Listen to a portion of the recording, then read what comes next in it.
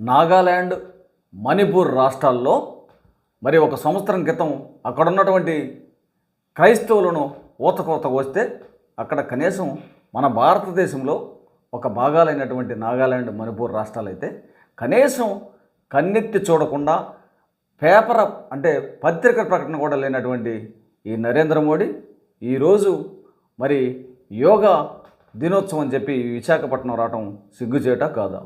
వాస్తవంగా ఆ రోజు బాబాసాహెబ్ డాక్టర్ బిఆర్ అంబేద్కర్ గారు మనకు ఈ దేశంలో స్వేచ్ఛ, సమానత్వం, సౌభ్రతత్వం, సమన్యాయంగా ఉండాలని చెప్పి రాజ్యాంగ పిటుకలో రచించిన దాని మీదట ఆ విధంగా ఈయన పరిపాలన చేయాలంటే ఈరోజు నువ్వు ట్రైన్లో ఒకటి పెట్టాడు, వందే భారత్ ట్రైన్ అని. వందే భారత్ ట్రైన్తో పాటు కొన్ని ఎక్స్ప్రెస్ ట్రైన్లలో కూడా 5 బోగీలు జనరల్ బోగీలుగా వేస్తే ఈ దేశంలో సుమారుగా 90% ఎస్సీ, ఎస్టీ, బీసీ మైనారిటీలు అంటే జనరల్ మధ్యతరగతి ప్రజలు సహజంగా ప్రయాణం చేయడానికి ఉపయోగపడతాయి. ట్రైన్లు ఆ విధంగా తయారు చేయాలి కదా. ఈ వందే భారత్ ట్రైన్లు ఎవరి కోసం?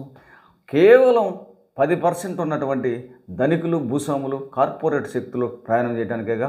అదేవిధంగా ఇది ఇక్కడ ఇప్పుడు మనకి యోగా అనేది కూడా ఈ భారతదేశంలో మన భారతదేశానికి యోగా ఎవరికి అవసరం? కేవలం ఈ 10% ఉన్నటువంటి భూస్వాములకు, అగ్రకులాల వారికి, ఆ ధనికులకు, కార్పొరేట్ శక్తులకా, లేకపోతే 90% ఉన్నటువంటి దళిత, గిరిజన, బడుగు, బలహీన వర్గాల వారికా? నిత్యం శ్రమజీవులైనటువంటి వారికి, బతికినంతకాలం శ్రమ చేసుకునేటటువంటి వారికి యోగా అవసరమా?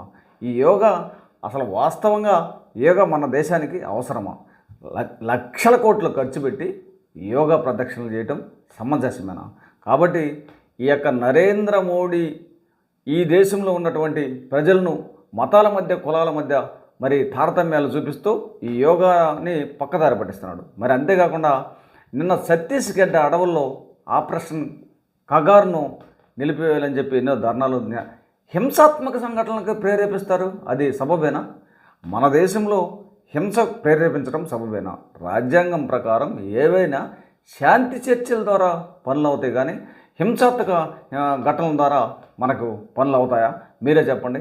ఈ యొక్క నరేంద్ర మోడీ తీరును ఈ దేశంలో ఉన్నటువంటి ఎస్సీ, ఎస్టీ, బీసీ మైనారిటీ ప్రజలు ఒకసారి గమనించాలని